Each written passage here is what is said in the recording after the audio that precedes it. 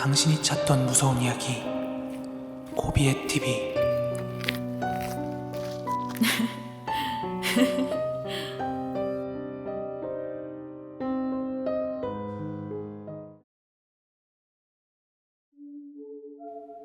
(2023년 3월 15일)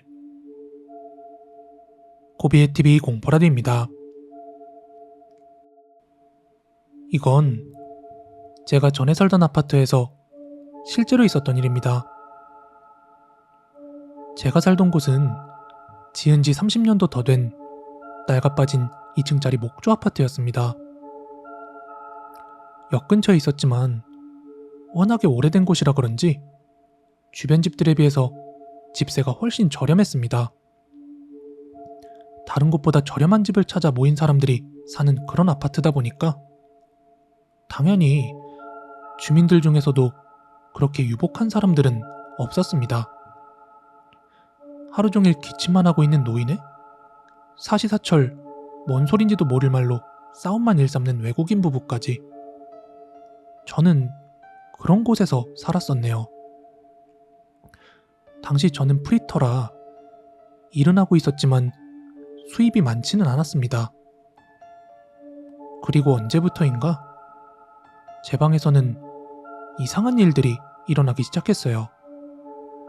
처음에는 사소한 것부터 시작이 되었죠. 저는 버린 적이 없는데 어느 날 보면 쓰레기통이 비워져 있었습니다. 쓰레기를 훔쳐갈 사람이 있을 리 없으니까 처음에는 그저 제가 착각한 것이라 생각했습니다. 하지만 며칠 뒤 또 쓰레기통이 비워져 있는 거예요. 그때서야 저는 확신했습니다. 누군가가 쓰레기를 훔쳐가고 있는 것이라고요. 하지만 왜 굳이 쓰레기를? 그래서 저는 고작 쓰레기 따위야 마음대로 해라 하고 생각을 하면서 신경 쓰지 않기로 했습니다. 하지만 이상한 일은 계속해서 일어났습니다. 이번에는 제 몇 장 없는 팬티 중 하나가 그대로 사라진 것이었습니다. 그날 저는 코인 세탁소에 들러 세탁물을 가지고 왔는데 어제 입었던 놈이 그새 사라져 있는 거예요. 그리고 그 팬티는 며칠 뒤 제 방 안에서 발견되었고요. 왠지 이상했습니다. 게다가 제가 부엌에 쌓아둔 설거지거리가 싹 다 정리되어 있기도 했습니다. 물론 제가 한 적이 없는 게 문제지만요. 그러던 어느 날이었습니다. 집에 돌아오니까 옷장 안에서 뭔가 바스락거리는 소리가 난 것 같은 기분이 들었어요. 그래서 급하게 옷장을 열었는데 당연히 안에는 아무도 없었습니다. 그렇게 며칠이 더 지나 제가 감기 때문에 아르바이트를 조퇴하고 평소보다 좀 빨리 집에 온 날이었어요. 그런데 그날 집 현관문을 열자 그 녀석이 있었습니다. 다 쓴 나무젓가락을 쪽쪽 빨면서 그 여자는 저를 멀뚱멀뚱 쳐다보고 있었습니다. 전 너무 놀라서 큰 소리를 치며 밖으로 그대로 도망쳤어요. 그리고 주변에 있는 사람한테 휴대전화를 빌려서 경찰을 불렀고 이어 곧 있다 경찰차가 도착을 했습니다.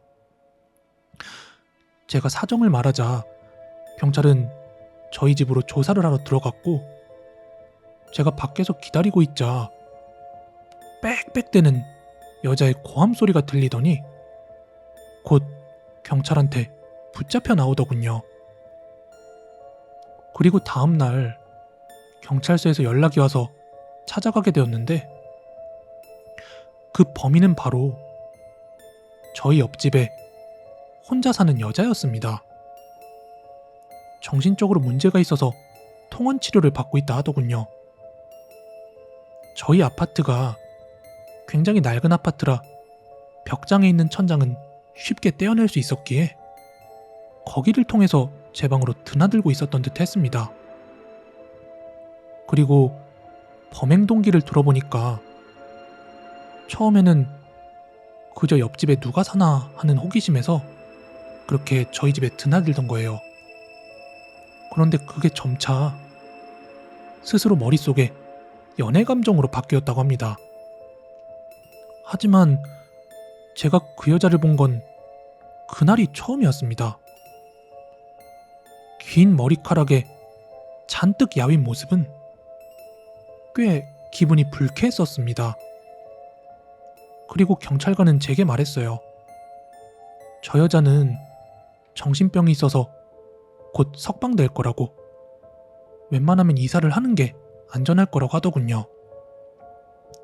하여 저는 짐을 정리해서 친구네 집에 잠시 얹혀 살다가 지금 살고 있는 아파트로 이사를 했습니다. 그 일이 있고 1년 정도가 지나서 서서히 잊어가고 있었는데요. 최근 문득 저는 집 정리를 하다가 앨범을 펼쳐보게 되었습니다. 그리고 소스라치게 놀라고 말았습니다. 앨범을 펼쳐보자 그 여자의 사진이 제 사진 바로 옆에 풀로 붙여져 있었습니다. 예전에 제 친구가 일했었던 병원에는 감호실이라는 게 있었다고 합니다. 그 무렵에는 정신분열증이라고 불렀지만 지금으로 치면 조현병 환자죠. 그런 환자들이 발작을 일으키거나 혹은 막 난동을 피울 때 가둬두는 장소였다고 합니다. 당연히 자해를 방지하기 위해 창에는 쇠창살이 박혀 있고 안에는 아무것도 없는 그저 좁은 독방 같은 방이었죠. 하지만 친구가 근무하기 10년도 더 전쯤에 거기서 2명의 환자가 연달아 죽은 적이 있답니다. 한 명은 신고 있던 양말에 실을 풀고 그걸 꼬아서 끈을 만든 뒤에 쇠창살에 묶어 목을 맸다고 합니다. 그리고 다른 한 명은 몰래 숨겨온 면도날로 경동맥을 끊었다고 해요. 그런 사건들이 있고 난 뒤 그 방은 특별한 경우에만 사용하게 되었고 되게 오랫동안 비어 있었다고 합니다. 그러던 어느 날이었는데요. 급하게 실려온 환자가 한 명 있었답니다. 그 환자는 여자로 조현병 발작이 일어나서 마구 날뛰다가 가족의 요청으로 어쩔 수 없이 그 병원으로 이송되게 된 거죠. 그러나 당시 병실이 이미 꽉 차 있는 바람에 어쩔 수 없이 잠시 동안 그 감호실에 들여보낼 수밖에 없었다고 합니다. 사람이 죽었던 바로 그 방에 말이죠. 그런데 그 여자를 그 방문 앞으로 데려가자 여자가 격렬하게 저항했다고 합니다. 무서워. 소름 돋는다고. 이 방은 싫어. 아무것도 모르는 신입 간호사는 뭐가 무섭다는 거야 하며 화를 냈습니다. 그러자 그 환자는 여기 여자들이 피투성이로 죽어 있잖아. 하며 소리치며 절규했다고 합니다. 그러자 이미 사정을 알고 있던 선임 간호사들은 그저 아연실색할 뿐이었다고 합니다. 저런 사람들은 잘 풀려야 무당이나 영능력자 되는 거고 아니면 평생 정신병원에 갇혀 있는 거겠지 하며 친구가 이야기하더군요. 그리고 그 병원은 아직도 키타큐슈에서 영업 중에 있다고 합니다. 오늘 준비한 무서운 이야기는 여기까지고요. 가시기 전에 좋아요, 구독하기 꼭 좀 한 번씩 부탁드리겠습니다. 저는 내일 더 무서운 이야기로 찾아오도록 하겠습니다. 감사합니다.